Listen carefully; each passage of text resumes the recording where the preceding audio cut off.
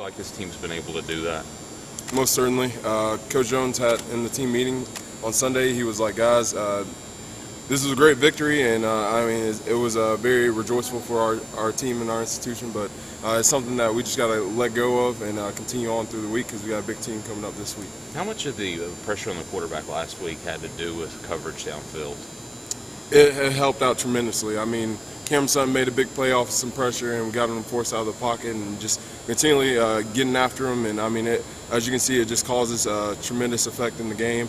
And South Carolina's quarterback couldn't get comfortable. What do you see on tape when you watch A.J. McCarron and that offensive line, kind of both? I see a very good and very talented offensive line, and I see a very well-coached quarterback. And A.J., he's going to make some plays, and we know that he's going to make his plays, but our focus is all on us and what we can do to stop him. Being from Tennessee, what does this rivalry mean to you? Oh, it goes way back. I mean, Alabama, Tennessee, that's where you grow up watching, and that's something that I've grown up watching, and it means something really, really special, and I just love this game, and it means a lot as a Tennessean. Being from this state, I mean, how disappointing is it the way they've been able to control in the last few years, and what would it mean to kind of end that streak that they have on you? As a senior this year, it would mean the world to go out there and take these guys down.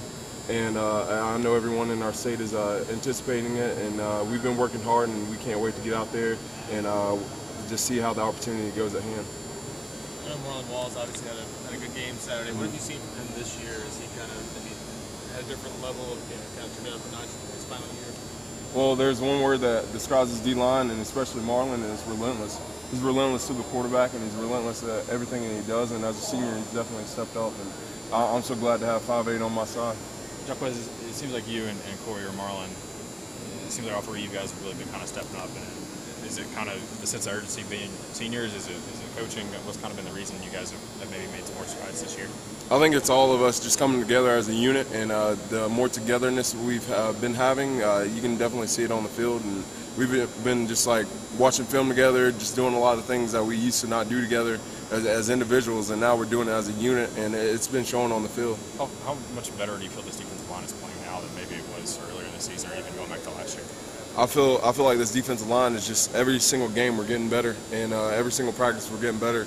We're taking all the coaching and all the details that Coach Sherp has for us, and we're just trying to take it step by step into getting better. Have you got any chance to look at that schedule, notice now that Missouri and Auburn coming up after this, thinking, geez, we might be playing 5 ranked teams in a row? Do you even think about that, or do you just try to have the tunnel vision one game at a time? Well, everything in the SEC is going to be tough, and I mean, we know that we're in a tough conference, so I mean, I don't look down the schedule, I just look at the next week, and we got that team, the red team, and they're pretty good, so I just can't wait to play them. How tough is it to kind of stay on this kind of pitch, stay on this kind of emotional pitch every week when you're facing a ranked team week in, like you've been lately?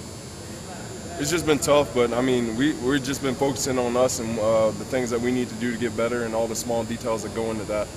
How does their line this year compare to what they've had the last few years? Obviously, guys like Fluker and Warmack are gone, so what do you think about what they have this year? Well, Alabama, they continually rotate in seniorities, offensive lines, and as you can see, they got a lot of seniors and juniors, so they got experienced players on their line, and I mean, that's something that they've always been about. And this year we got a lot of seniority on our defensive line, so I think it'll be a great matchup in the trenches for us. Tennessee fans, you guys haven't had much luck against Alabama in the last 3 years, haven't been real competitive. Why will this year be different, do you think? This year is different just because of the way that we've attacked the year. I mean, starting in January, we knew that this was going to be a different football team, and Coach Jones and all the values that he's established in us, 63 effort, relentless, everything has stuck with us this far, and we're not going to forget about them, and we're going to continue to play it out through our character and our gameplay. Tennessee fans get really excited about Bama Week. What does Bama Week mean to you? Bama Week means, a state against our state, and I mean, we are the volunteer state, and we represent something very, very special to our country. And Alabama, they've been known for tremendous, football teams and football players, and so is Tennessee. But I think it's just two great teams in the South battling out, and on the third weekend of October, excuse me. Jacques, one of the things offensive coaches have talked about after the last 2 weeks was how they could see the conditioning paying off for the offensive line, all the work you did. So can you tell a difference with you guys too? I mean, it looks like it the way you guys have played the fourth quarter the last 2 weeks. Almost certainly. Our conditioning, Coach Coach Lawson said, I mean, it's nothing like nobody else has done it in the country, and I mean, what he's done is just remarkable. I mean, I don't even get tired on the field sometimes. Sometimes I leave out of the games, I'm not even sore or anything, and it's just crazy how much work we put in such a short amount of time has just changed the outcome of a lot of situations that we've gone through this season. And I mean, it definitely makes a difference in the games. So, I mean, you can literally feel. I mean, you played here for 4 years, so you can feel much different in the second half. I mean, you know how you're used to feeling in the second half of football games. Most certainly. Second half, I mean, like, it felt like a warm-up in the first half. And, I mean, that's the way that we train. We train for 4 quarters. And Coach Lawson has done a tremendous job, and our weight training staff, they're on us every single day about recovery and all the things to be a champion on the field. And I'm telling you, it helps out so much. And this group and this team, I mean, we're definitely a factor, you know, to deal with because of it. What do you see out of Corey Vereen? Corey Vereen, he's a great player. He has a lot of talent. He's really young. He's still got some you know, time to go through that gauntlet of just learning and stuff like that. But the more he's out there, the more plays he's going to make. And Corey's just continually to work hard, and he's relentless in everything that he does. And he's definitely helped out this defensive line this year, as you can see. I heard you use the phrase "the red team," and Butch used it a bunch of times out there. What's the story behind that? It's like a theme this week, or? Yeah. I mean, we know who they are, and they're the red team. The average starting field position for the opponents has been getting better for you guys. It's like the 20 for the South Carolina. How's that helping you guys as a team, just defending the longer field? Well, in a football game, when you can gain field position, it makes a factor for the defense. And our special teams has done a tremendous job in everything that they've done. And Coach Elders, he's made a big jump in the way that our special team unit comes out every single week. He's on those guys so much, and it's definitely showed. And I thank those guys so much because they work so hard in everything that they do. And I mean, heck, they run like half of practice sometimes just working on those kickoff drills and kick return drills, and it's the difference. And especially in tough football games like that, special teams makes a difference, and they definitely did last Saturday. Corey was just talking about the key to Daniel McCullers playing well is to make you mad. How do you go about making him mad? Well, sometimes I tease Dan a little bit. I just kind of poke him and nudge him and hit him, you know, to get him fired up a little bit. And I mean, Dan, he's a big creature, you know, like he's just a monster. And when he turns on, nobody can stop him. And that's been our goal all season, to just turn Dan on whenever we can, no matter how it is. And every Saturday we seem to get him fired up. And last Saturday you definitely saw it. He was fired up and made some big tackle for losses for us. And I'm pretty sure this weekend when we play the red team, he's going to be fired up. Who's the best player on the team to make you mad? Who gets under his skin the best?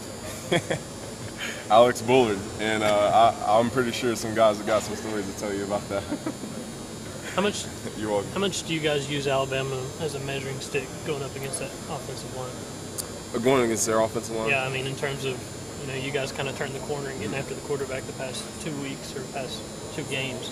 How much do you kind of compare your progress when you face the Alabama offensive line? Well, we look at Alabama's line, and you look across the board. They got a lot of experience, and then I'm more inward focused on our team, and I look at our offensive line, and I feel like they're one of the best in the nation.